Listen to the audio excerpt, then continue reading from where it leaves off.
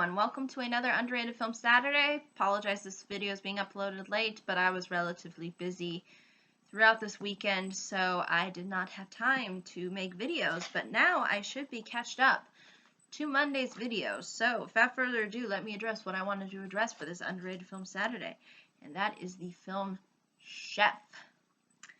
Yes, Chef. That's just the name of the film. And this film's rather interesting. It's not as talked about, but I think some people might have heard of this film. But regardless, it has received, for the most part, praise for its sort of interesting approach in discussing chefdom, I guess you say, or the kind of trials and tribulations that come with being a chef. And they offer a very, I think, interesting take, and I thought it would be interesting to sort of discuss that.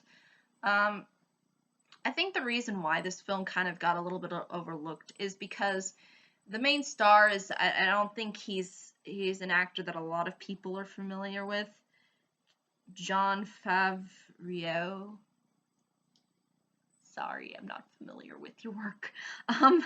So I think that's probably one reason why this film sort of was shoved under the bus. Also, maybe the title too just sounds like it's not something that, it sounds kind of generic. So I think probably people mistook it for something that's trying to be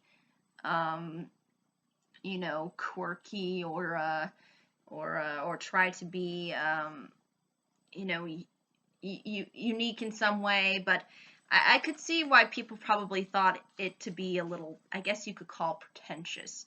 But regardless, I think still this film ultimately executes a very interesting way of approaching the whole story of this chef who is in the film, who is the main character, played by Jon Favreau.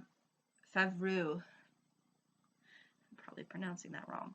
But regardless, he plays Chef Carl Casper, who ends up quitting his job at a high-end restaurant. And I am not going to give away why he quits. That's for my audience members to figure out. But basically, what ends up happening after he quits is he kind of has to start all over again. And the way he sort of starts all over again is he decides to make a food truck business. So basically he would be the chef preparing everything within a food truck. And that I think makes fairly logical sense considering the fact that actually food trucks are a lot more easier to manage. You don't have to pay the high renter fee. You can kind of have more, I guess you could say you could have more probably control too, unlike a restaurant where things can get pretty chaotic. But within a food truck, you can just do the meals and then send them out to people. And you can actually travel, and so there's that that I think really ends up working to the film's advantage because you kind of see that the setup is somewhat believable.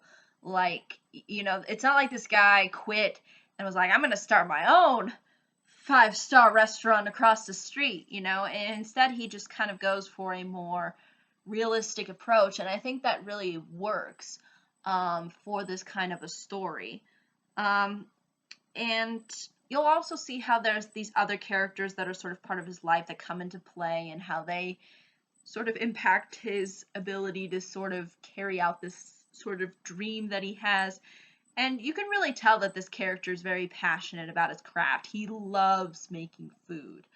And it does try to showcase a little bit of that food and that passion. And I think it ultimately works. And I think what really people like too, at least for me, what I thought was identifiable throughout this film was that the character seemed fairly down to earth. And you could sort of see the kind of generational differences between the main character's son and himself, and how he doesn't really understand the younger generation and how technology works, and how how sort of this is, you know, shaping and changing the way people sort of do business. And you know, he kind of learns from that, though, as a result, and you can see how his son sort of helps him out with that.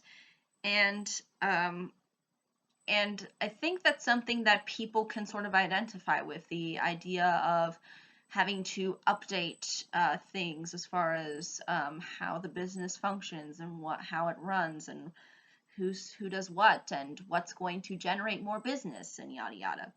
Um, and I also like the idea too that the main character is fairly hardworking, and he is very determined, and he has a very perfectionistic sort of attitude on things. And but at the same time, he doesn't like to be criticized. And I think this is really what brings out the sort of entrepreneurial thinking that this film sort of tries to get at with its audience. And I think it ultimately works, because you see the drive, you see the passion, and you want the main character to succeed. And I think this really works. And usually we don't see these kinds of films where you kind of, you know, see somebody just starting a business.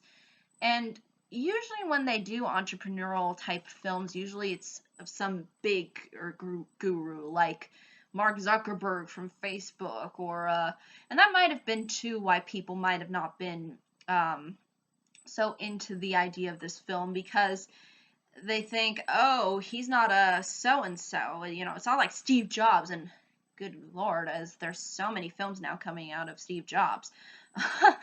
You know, it's not this very down to earth feel where it's just some average guy just trying to make something. You know, you just don't see that a lot of the time. It feels like, you know, a lot of these films, you know, at least a lot of the entrepreneurial ones, I felt like kind of talked down to you, you know, and you know, the characters aren't usually that likable. Perfect example, The Social Network, where I discussed how that film I felt was very overrated. So it's really nice to see this approach. Like it's just this guy. He's got his strengths. He's got his weaknesses, but he works through them to ultimately have success. And he does it all through the blood, sweat, and tears, because he just enjoys making food so much for people. And he just enjoys that craft, and he's very dedicated to that craft, as you will see throughout the film. And um, and I think it really works overall. And I like the fact too that he, you know, even though he's very um, angry about the criticism he sort of receives, he still ultimately kind of learns from things, but at the same time still takes ownership of what he's capable of doing and what he brings out, because he knows that not everybody's going to like it. And I think it's the same way of a lot of businesses. I mean, you know, not everybody's going to buy into your idea. The important thing is just to get the people who actually are passionate about what you offer to the table, and cultivating those people to be your sort of fans, or people that you, or people that really feel like you're providing something unique to the table. And I like the fact that this was just very simple, and I think it was just a simple concept that ultimately I think executes itself over really well. And I think people probably looked at the story and thought it was a little too simplistic, or that it would be, I guess, boring. But I think this very down to earth, kind of just looking it through the average Joe's perspective, and telling a person out there, you know, if you're really passionate about something and you think that this could work, just go for it. And I think that's really that sort of entrepreneurial spirit that you don't really see in a lot of films. And I think overall this film did it in a really interesting and unique way, unlike trying to, you know, create a sort of, you know, holier than thou image that we see a lot of the times with these really big hotshot entrepreneurs like Steve Jobs or Mark Zuckerberg or X, Y, and Z. But yeah, I think that's really ultimately all I can say about this particular film. But if there are any questions, comments, concerns, I would be more than happy to answer them. Thank you so much for watching. I hope you all have a pleasant day, week, month, and year, and I hope to see you all in the next video. Take care.